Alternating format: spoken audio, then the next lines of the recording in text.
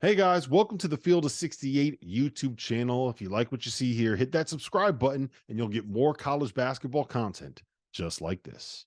Where we got to start today, gentlemen, because it's been a wild day of college basketball. We saw the biggest comeback in the NCAA tournament since 2018 today. We saw 2 Atlantic 10 teams win. We've seen Big 12 teams win. We've seen favorites roll. We've seen Kansas. We've seen Michigan State. We've seen Gonzaga. We've seen everybody play well. The one team that did not play well, the Kentucky Wildcats, for the second time in 3 seasons as a top 3 seed. The Big Blue Nation goes down, loses to Oakland 80-76. My man Golke, we're going to hear from here in just a little bit, but I'm going to start with you, Jeff. What does it say about Kentucky? What does it say about the Wildcats? What does it say about the state of Big Blue Nation? It's another disappointment. You know, they've had 4 straight disappointments when it matters most, right? Don't make the tournament the year after COVID. Then they lose to St. Peter's, first round. Last year, lose to Kansas State. Now this. Big Blue Nation's had enough. They've had enough. And I don't blame them. You're paying John Calipari as much as almost any coach in the country other than Bill Self. They want results when it matters most. They don't give a shit about regular season. They want to win now because that's what this sport's about. John Calipari right now might have coached his last game at Kentucky. Henson? Bold statement. I like that. But, yeah, they just – also Oakland, they were grown men, 22, 23-year-old older players. 24. 24-year-olds going against 18-year-old kids. So we don't talk about it a lot, but, I mean, they were seasoned. They weren't scared. And Kentucky just – they didn't defend. And when you see these upsets from NC States to these other – when you let a team get a little confidence and they start feeling good, it can get ugly, and that's what happened today. I think it's – you talked about the older players. Yeah. That's what happened today with Oakland. That was a bunch of grown-ass men playing against some kids. Now, Antonio Reeves, I get that part. I get some of these other guys, Trey Mitchell. But by and large, Rocket Watt's older guy. Golke's 24 years old. Yep. And it's not just him. It's Trey Townsend, an older player, who actually went to – what is it, camp. Back when he was little. Like, these are grown men who understand circumstance, they understand the situation, and they're playing with tons of confidence. Really an incredible performance by Oakland. But when you talk about Kentucky, this is a difficult situation all the way around because the fans are absolutely sick of it. Twitter's exploding. I think Kentucky basketball was trending 1, 2, 3, and 4 on Twitter all day long after that loss. But it's a $33 million buyout. That's not nothing. That's a lot of money, and I'm curious to see how things progress from here because Jay Wright talked about it after the game as well, alluding to older players. You can't have 18-year-olds right now. Not with the way the portal is, not with the way these things are going. You need older guards and older players who understand these situations, and I think it's going to be tough sledding if Calipari keeps going in the same direction that he's going with these high-level freshman recruits that's proven – that it might be a little bit outdated. It might be a little bit outdated. Let me tell you about our newest partner for the month of March, SplashSports, the home of certified community competition, where you get to play against your friends and not the house. Whatever game it is that you are playing, from survivors to tiers to pick X, the safest way to play for real money without the hassle of having to track down deposits or worry about payments is through Splash. They have partnered with PaySafe, the best deposit and payment system in the world, to ensure that money stays in safe hands and is delivered to the right places. To join the Field of 68 Survivor Madness, click the link in our profile below and join in. Entries are $5 a pop with a prize pool of up to $4,500. Winner take all. I'm with you, Big Blue Nation. I'm with you. I had Kentucky in my national title game. The national title game. Because that's what their upside is, right? That was. Now, that's what their upside was.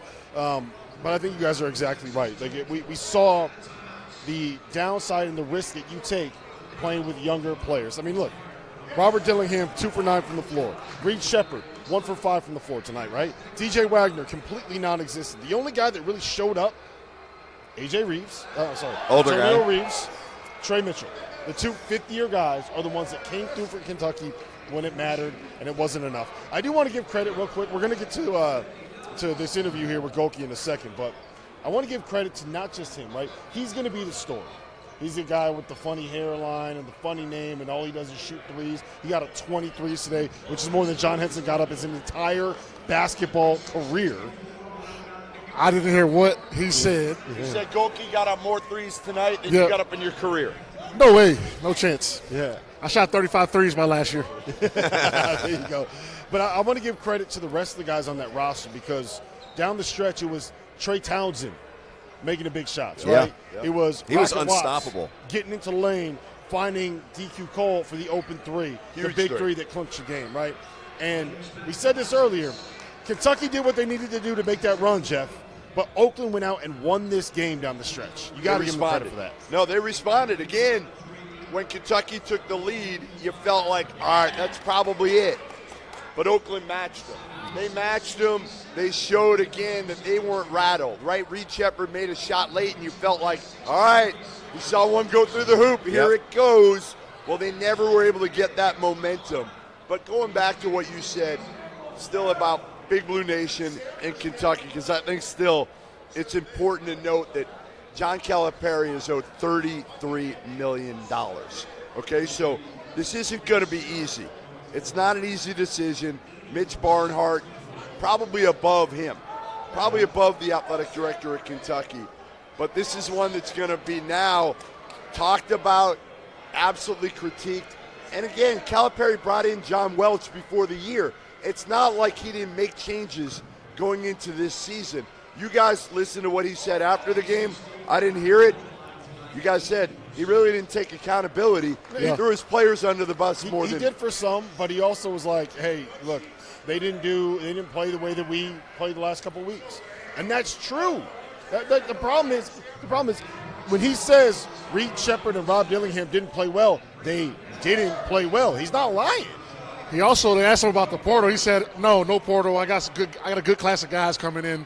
We'll be fine, which is, I think, kind of going back to that freshman thing. It's outdated. Yeah. Like you said. I talked to him about that. The one time I've talked to him in the last 13 years, it was when they got Oscar. And I said to him, if this works with the portal, will you stick with it? And he was completely non-committal.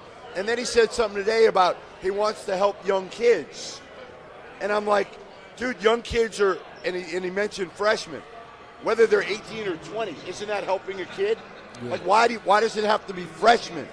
Like, to me, you have to change. You have to change with the times. Mm-hmm. That means go to the portal. Yep. All right, let me ask, I want all you guys to weigh in on this, right? Jeff, I'm going to start with you. This is not you reporting anything. This is you making a prediction and making an assumption.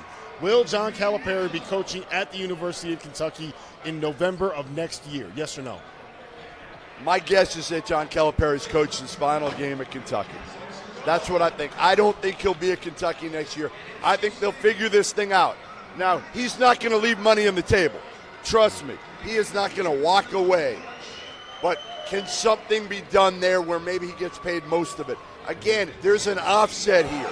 If he gets another job, you're not going to have to pay him $33 million. Thank you for watching the Field of 68. If you've enjoyed what you've seen here, hit that like button, share this link with your friends, or check out the description for some other places that you can consume Field of 68 content.